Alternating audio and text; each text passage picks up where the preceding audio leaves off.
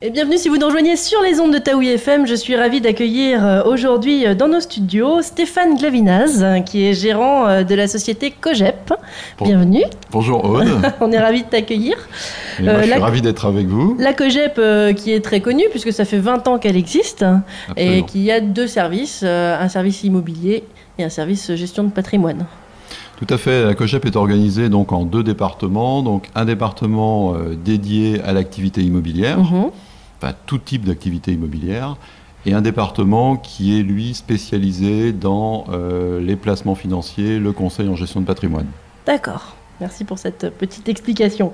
Alors, on te reçoit dans nos studios aujourd'hui pour nous parler d'un projet immobilier qui est déjà bien en place et dont on a entendu parler d'ailleurs sur nos ondes puisque vous avez communiqué au mois de septembre avec nous.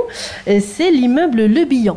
Voilà. Oui, absolument. Donc, immeuble Bihan qui se situe donc sur la commune de Piré, qui est à l'angle de l'avenue Pomaré et de la rue Le Bihan, et juste en face du stade de la Fatawa. Oui, et on ne peut pas le rater parce que c'est un très bel immeuble, tout en verre. Enfin, ça, c'est moi qui me permets de le dire. Sinon, on va croire que tu fais ta publicité. Alors, c'est un immeuble qui a de nombreuses spécificités. Oui, alors, il faut préciser que c'est un immeuble dédié au bureau et au commerce. D'accord. Voilà, sur 4 niveaux, il y a 4600 m² donc de bureaux et de commerce, et 150 places de parking en sous-sol, dont un niveau de parking qui sera réservé aux clients des sociétés qui seront installées dans cet immeuble. Alors ça, c'est quelque chose d'important, puisque malheureusement, le parking, on en manque énormément, notamment pour les commerces. Donc, c'est une grosse information que tu nous donnes là. Quel type de commerces sont déjà installés, puisque je l'ai dit au départ, c'est un immeuble qui existe, qui a déjà été commercialisé. Oui, alors l'immeuble a été livré dans le courant du mois d'août, mais nous avons donc déjà effectivement des sociétés et des commerces qui se sont installés, donc des précurseurs on va dire, et ils ont bien raison. Ils ont raison. Donc on a un restaurant bio, un fitness center qui n'est pas encore tout de suite opérationnel, mais qui va l'être dans les tout prochaines semaines. D'accord. Des cabinets médicaux, des cabinets d'esthétique également, des commerces bio, des prestations de services dans différents secteurs d'activité. Et puis, alors, c'est un scoop. Un scoop, j'adore ça, les scoops. Un scoop et donc en exclusivité internationale pour Taoui FM aujourd'hui. Eh bien, il y aura également une agence immobilière. Je ne te demanderai pas laquelle. Mais tu peux, puisqu'en fait, nous avons été tellement séduits par les qualités esthétiques, conceptuelles de cet immeuble, que nous avons décidé d'y implanter une antenne donc à partir du tout début de l'année prochaine. Bon, eh bien écoute, merci pour ce scoop. Voilà. Donc alors, Cogep, ce sera sur la côte ouest, au centre, Papeete. Et puis, côte est alors maintenant. Voilà, c'est-à-dire qu'une fois que le dispositif sera en place, nous serons présents effectivement sur les deux côtes, côte ouest, côte est, et bien sûr, historiquement, toujours au centre Paofaye à Papeete. D'accord. Dans cette construction, qu'est-ce que les promoteurs ont voulu faire ? En fait, les promoteurs ont voulu concilier des choses qui, a priori, paraissaient inconciliables dans l'esprit des gens, dans l'inconscient collectif, mais qui fonctionnent en fait très très bien. C'est-à-dire concilier à la fois l'écologie, c'est-à-dire respect de l'environnement, l'économie, puisqu'il s'agit d'un immeuble qui est là pour accueillir des commerces et des bureaux, donc de l'activité économique, et l'esthétique. Puisque tant qu'à travailler 8 heures par jour dans un bureau, autant que ce soit dans un cadre agréable. Autant que le cadre soit sympathique, agréable et zen. D'accord. Et j'entends dire que c'est une éco-construction. Est-ce que tu peux m'expliquer Oui, alors ça c'est un terme qu'on entend de plus en plus et qui est dans l'air du temps. En fait, l'éco-construction, ça peut se définir de la manière suivante, c'est-à-dire la volonté de concevoir un immeuble qui soit respectueux de son environnement et qui va travailler sur deux axes. Le premier sur la construction, c'est-à-dire sur la paroi même de l'immeuble. Et le deuxième axe, on va chercher à utiliser au maximum les énergies renouvelables. D'accord. Voilà. Donc l'objectif, bien sûr, c'est de minimiser la consommation d'énergie. Donc les coûts d'exploitation de l'immeuble, parce que, bon, on le sait, dans les charges de copropriété aujourd'hui, et surtout en Polynésie où l'électricité est extrêmement chère, eh bien, le poste électrique est un des principaux postes. Et comme souvent, ça permet aussi de faire tourner les climatiseurs, qu'on utilise beaucoup. Énormément. Eh bien, c'est un gros poste de charge de copropriété. Et donc là, l'idée, c'est de faire des économies sur les coûts d'exploitation et des économies qui vont être faites sur le long terme. D'accord. Pour donner une idée sur la vie moyenne d'un immeuble de 50 ans, par exemple, eh bien, contrairement à ce qu'on pourrait penser, le coût de construction, c'est ce qui revient le moins cher. Ah bon? Oui. Le coût de construction représente environ 25% du coût global sur 50 ans.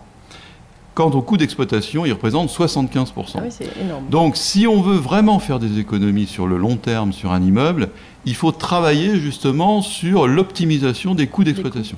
D'accord. Et donc, cet immeuble en a vraiment les particularités. Voilà. Donc, c'est ce qui fait d'ailleurs qu'il est différent des autres. Absolument. Donc, en fait, bon... Comme je disais tout à l'heure, l'éco-construction, c'est 2 axes. On travaille sur l'enveloppe du bâtiment, on travaille sur l'utilisation d'énergie renouvelable. Voilà. Alors pour cet immeuble, Le Bihan, eh bien, le travail sur l'enveloppe, tout d'abord, ça a été de faire en sorte de limiter au maximum que les rayons solaires qui chauffent en permanence. Et on sait qu'on a du soleil à Tahiti. Voilà. Eh bien, limiter l'apport calorifique sur les parois des immeubles. Parce que plus le soleil chauffe les parois, plus en fait cette chaleur se diffuse à l'intérieur, donc on fait appel à la clim, etc. Consommation d'énergie. Voilà. Et en fait, la grande innovation donc, de l'immeuble Le Bihan, c'est qu'en fait il est conçu avec une double enveloppe. C'est-à-dire qu'on a la paroi de l'immeuble, qui est un mur en béton avec un isolant et un bardage alu. On a ensuite des brises soleil, dont je vais expliquer le mécanisme. Et entre deux, on a un vide d'air, ce qui permet en fait une circulation d'air, ce qui fait qu'entre les brises soleil et la paroi de l'immeuble, il y a de l'air qui circule. Voilà, la chaleur ne stagne pas. Absolument. Et donc les brises soleil qui sont en contact direct justement avec le rayonnement solaire, eh bien ces brises soleil, ils sont motorisés et ils sont commandés automatiquement, il n'y a aucune intervention humaine. Ils sont commandés par des capteurs d'ensoleillement. Et en fonction de la course du soleil, eh bien, ils vont renvoyer les rayonnements solaires vers l'extérieur. Et ce procédé permet en fait d'occulter jusqu'à 80% du rayonnement solaire. Wow. Du rayonnement en fait calorifique. Voilà. Donc c'est vraiment très très important. Et pour cet immeuble Bihan, on est allé au-delà de ce processus qui est déjà important puisque on veut créer une véritable barrière végétale. Vous avez peut-être vu, Aude, en passant devant l'immeuble, il y a déjà des arbres qui font 4-5 mètres de haut, qui ont été plantés. Et l'idée, c'est qu'à terme, comme ici, bon, les végétaux poussent quand même assez vite, c'est d'avoir une première barrière végétale avant d'arriver justement à cette double enveloppe de l'immeuble. Donc il fera déjà un écran solaire. Et l'idée, c'est de limiter au maximum les apports calorifiques dus au soleil. Donc un coût évidemment. Donc des économies de clim qui vont être substantielles. Oui, et ça c'est important puisque comme vous le rappeliez tout à l'heure, ça représente un gros pourcentage dans la copropriété. Un très gros poste, oui. Alors le deuxième axe de l'éco-construction, c'est le travail justement sur les énergies. D'accord. Comment on fait pour optimiser au maximum l'utilisation d'énergie ? Première chose, pour l'immeuble Bihan, ça a été au niveau de sa conception intérieure. C'est-à-dire que quand vous rentrez dans cet immeuble, vous avez un immense atrium central qui donc permet de créer un système de ventilation naturelle de l'air. C'est-à-dire que l'air va circuler de l'atrium vers les cages d'escalier, dont les portes restent en permanence ouvertes. Et donc vous allez avoir une circulation intérieure, un renouvellement de l'air, et donc moins besoin, encore une fois, de faire appel à la climatisation. Voilà. Et puis l'apport de cet atrium central, et donc qui est couvert par une verrière d'ailleurs, est également important puisqu'il va nous permettre de créer, il a permis de créer un véritable puits de lumière. Et donc les communs, les espaces communs, si vous voulez, à l'intérieur de l'immeuble, eh bien, ils sont éclairés par de la lumière naturelle. Et donc, ça veut dire on Encore, utilisera moins l'économie. d'électricité, enfin d'éclairage artificiel, Oui. et donc moins d'énergie. Voilà. Vraiment merveilleux. Voilà. Donc la conception a joué un rôle très très important dans les besoins énergétiques de cet immeuble. Quand on visite d'ailleurs l'immeuble et cet espace, cette entrée, on voit également des espaces verts à l'intérieur.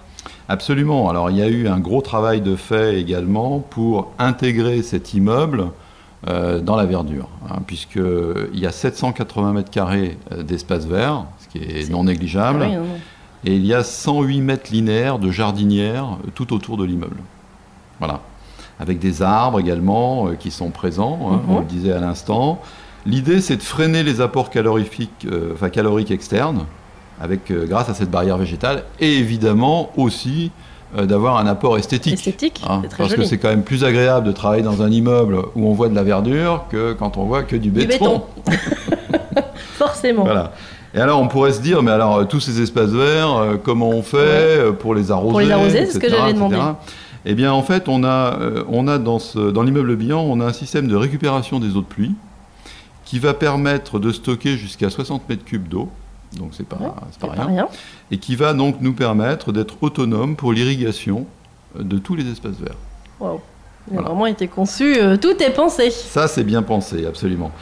Autre point important, cet immeuble a une ferme solaire sur le toit, puisqu'il a plus de 1000 mètres carrés de panneaux photovoltaïques qui lui permettent de produire donc sa propre énergie, qui va servir à la clim, qui va servir à l'éclairage artificiel.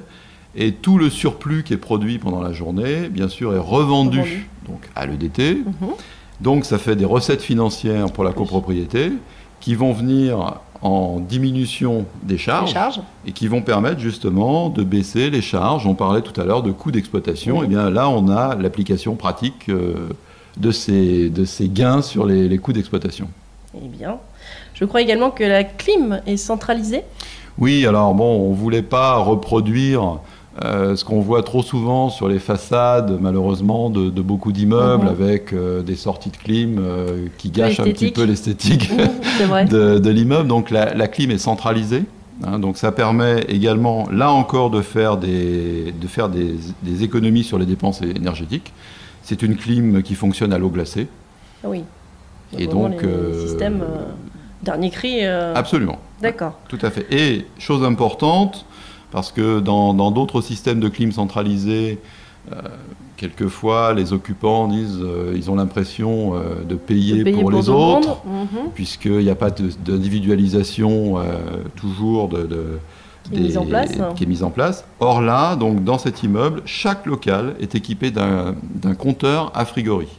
Donc d'abord on connaît sa propre consommation. Voilà, on consommera pas beaucoup parce que justement on fait des économies d'énergie sur tout un tas de postes qu'on a vus. On vient d'énumérer. Voilà. Et en plus, on paiera exactement ce qu'on a dépensé. Bon, il n'y a que des avantages à cet immeuble. Comment ça se passe au niveau des eaux usées ? Alors, je te remercie de me poser la question, Aude, parce qu'effectivement, dans cet immeuble qui se veut donc très écologique, eh bien, il y a donc un système qui a été mis en place qui permet de récupérer les eaux usées et de les traiter. De les traiter, c'est-à-dire ces boues que l'on va récupérer, elles vont être transformées en compost par un procédé entièrement naturel. Ce sont en fait des bambous qui vont donc permettre de faire cette transformation 100% écologique des boues de eaux usées en compost qui sera ensuite réutilisé. Voilà, c'est vraiment miraculeux. Moi, plus on en parle, plus j'ai envie d'aller m'installer là-bas. Voilà, je pense que pour moi, c'est le premier immeuble à vocation professionnelle et commerciale donc en Polynésie qui répondent à des normes de haute qualité environnementale et qui devraient rapidement s'imposer comme une référence à Tahiti. Oui, j'imagine.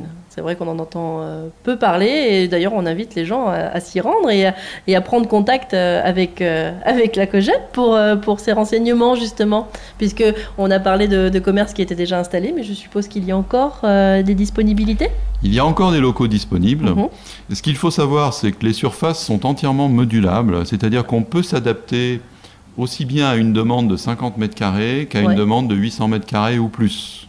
D'accord. Voilà, donc ça donne beaucoup de latitude, mais il est évident que au fur et à mesure que l'immeuble se remplit, ce sera moins facile. Ça sera un peu plus compliqué. Voilà, mais qu'on a encore des possibilités assez importantes en termes de modularité, de volume de locaux. Voilà. C'est également donc des locaux qui peuvent s'acquérir en tant qu'investissement financier. Parce que bon, je pense que c'est ce type de local qui va devenir une véritable référence sur place, va intéresser beaucoup d'entreprises. Et que donc, il y aura possibilité de les louer, et de les louer dans de très bonnes conditions. Parce qu'on le rappelle, il est quand même idéalement situé géographiquement. Ah oui. Proche de beaucoup de commodités, notamment de l'hôpital. On est près de l'hôpital, on est près du stade, on est près de Papeete. On est près de la ville, oui. On va avoir une 2x2 voies qui part du pont de l'Est pour aller vers l'immeuble, justement. Donc, je dirais, ça rapproche encore d'autant cet immeuble de Papeete. Est-ce que les gens peuvent aller sur un site, le site de la COGEP, pour avoir plus d'informations sur l'immeuble? Tout à fait. Ils peuvent nous téléphoner. D'accord. 503 504. 503 504. Ils peuvent également aller sur le site de cogepimo.pf. Ils peuvent aussi aller sur un site dédié, lebihan.pf. D'accord. Tout simplement. Alors j'en profite puisque je rappelle à nos auditeurs qui auraient pris cette interview en cours que nous filmons nos interviews sur Taoui FM et donc que vous pourrez nous retrouver avec Stéphane sur Facebook, donc sur la page de Taoui FM, et puis après bien évidemment si tu souhaites utiliser cette interview, tu le feras, ce sera avec grand plaisir sur vos réseaux sociaux et vos pages internet. Finalement cet immeuble, on peut conclure dans le sens en se disant qu'il est à la fois écologique, économique, esthétiquement beau. Très honnêtement, en ayant fait le tour ensemble aujourd'hui, je n'y vois que des avantages. Oui, tout à fait. Et puis aussi, je pense que cet immeuble va introduire une nouvelle façon de travailler. En fait, puisque, bon, déjà, il peut apporter beaucoup en termes d'image pour les entreprises, bien sûr, qui s'y installent. Et il peut apporter aussi beaucoup de bienfaits pour le personnel qui va travailler sur place, puisque on va à la fois avoir au même endroit, en fait, de l'espace pour travailler et de l'espace pour se détendre. Et donc, je pense que c'est important en termes de productivité. On rappelle quand même qu'effectivement, il y a de l'esthétique, il y a du fitness center, il y a un restaurant bio. Tout le monde va être beau à l'immeuble. Il faut que je réussisse à convaincre notre direction à la radio d'aller s'implanter là-bas. Tu seras la bienvenue pour qu'on fasse une visite dans les tout prochains jours. Merci beaucoup Stéphane. Écoute, on va conclure là-dessus. Si j'ai oublié quelque chose, n'hésite pas. Si tu veux me dire un mot de la fin. Non, je crois qu'on a fait le tour. Tu invites bien évidemment les gens à prendre contact avec toi. Absolument. Je rappelle qu'on assure une permanence le matin pendant un créneau horaire sur 2 heures pour des visites. Et je pense que avant d'envisager quelques questions que ce soit, il faut aller sur place, il faut visiter l'immeuble, parce qu'encore une fois, c'est sur place qu'on se rend compte de la différence entre un immeuble classique et un immeuble en fait éco-responsable. Éco-responsable. Merci beaucoup Stéphane Glavinaz. Merci. À très bientôt. À bientôt.